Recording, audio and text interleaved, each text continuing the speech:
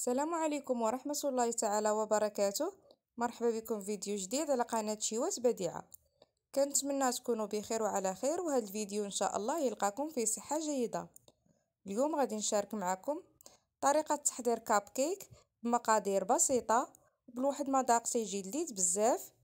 كيف كتعرفوا هاد لي كاب كيك تنفعونا بزاف لوليدات المدرسة او ناكلوهم في الكوتي في العشية.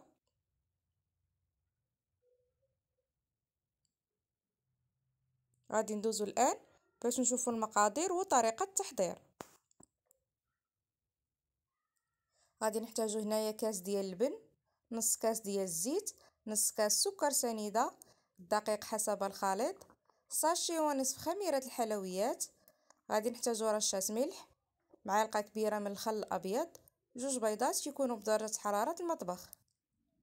غادي نبداو بالمرحله الاولى. غادي ناخذ اناء كبير ونديرو فيه رشه ملح،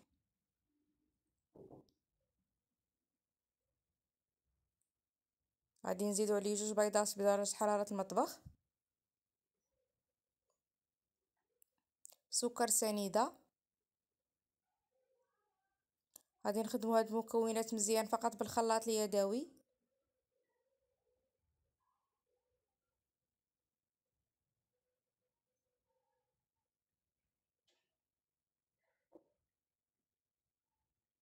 من بعد غادي نزيدو كاس ديال اللبن وحنا كنخلطو.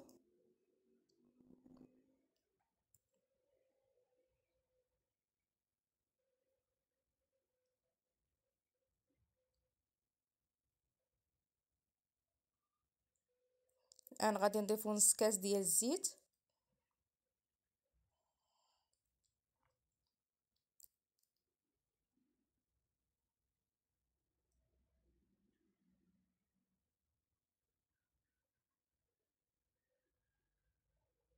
الان غادي نبداو نضيفو في الدقيق. من طبيعة الحال نغربلوه، والدقيق يكون نوعية جيدة.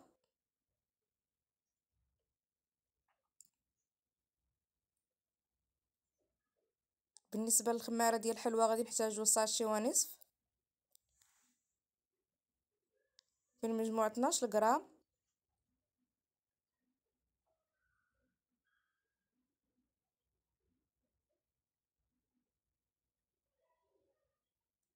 غادي نغربلو هاد المكونات كاملة صافي، وغادي نبداو نخدمو بالخلاط اليدوي على هاد الشكل. بالنسبة للخليط ديال الكاب كيك فهو كيكون ثقيل شي شوية على الكيكة العادية، باش ملي يكون يتنفخ في الفران ما يفيدش لينا من الجناب.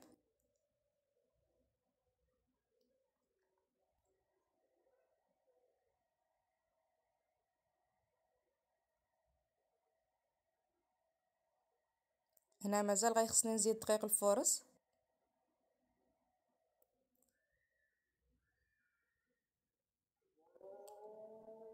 بالنسبه للكميه ديال دقيق الفورص كيف قلت لكم راه كتبقى على حسب النوعيه اللي كتخدموا بها وعلى حسب الحجم ديال البيض ايضا.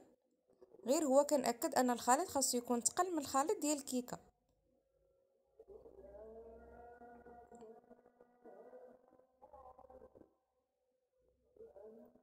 غادي نضيفو معلقه من الخل الابيض،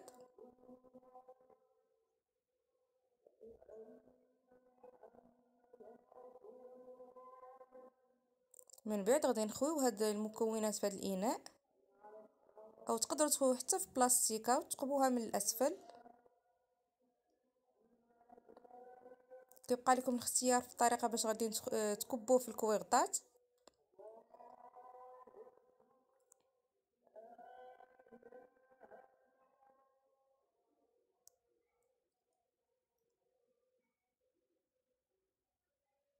بالنسبه ليا كنخدم انا بهاد القوالب الورقيه اللي كتكون خفيفه، يعني ضروري ما كتحتاج المول ديالهم باش ما تخوش لينا في الفران. صافي مباشره غادي نبداو نعمرو في الكويغطات ديالنا. نفوتو النصف ديال الكويغطات بشي شويه تقريبا باش نخليو لهم المكان اللي غادي نتفخو فيه.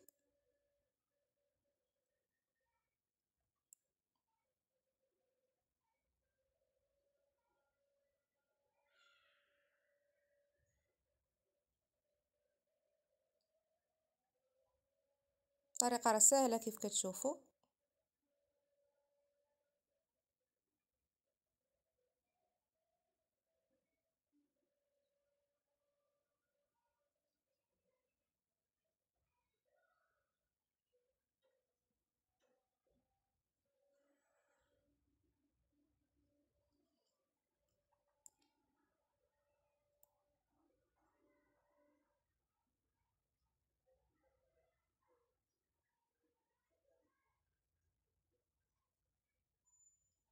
كيف كتشوفوا هنا باقي ليا العجين، يعني خاصني مازال نزيد كويرطاس في هاد البلايص اللي باقيين عندي خاويين.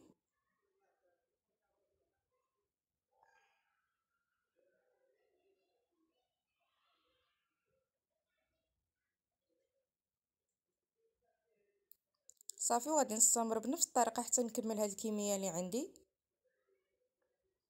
كيف كتشوفوا انا مازال شطت ليا وحده، يا غادي نكملها في هاد لي غامكه، يعني غادي نديرها وسط منها، او حك ديال الطون الا كان خاوي حتى هو ممكن تخدموا به في حاله شطت لكم كميه قليله بحال هكا.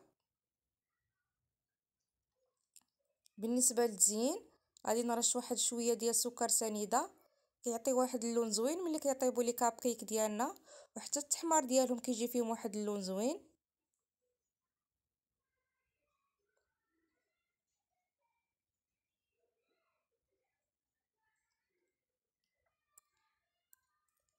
من بعد ما نرش عليهم سنيده غادي ندخلهم للثلاجه مده ديال 10 دقائق، ومن بعد مباشره غادي ندخلوهم يطيبوا. الفران يكون سخون من قبل تقريبا مده ديال 10 دقائق.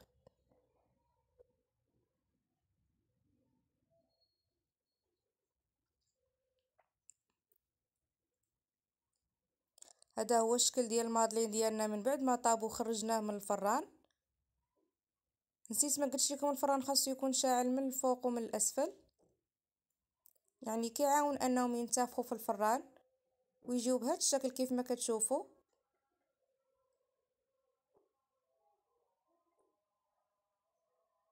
كنتمنى انكم تجربوا هذه الطريقه وتخليوا لي الاراء ديالكم في التعاليق.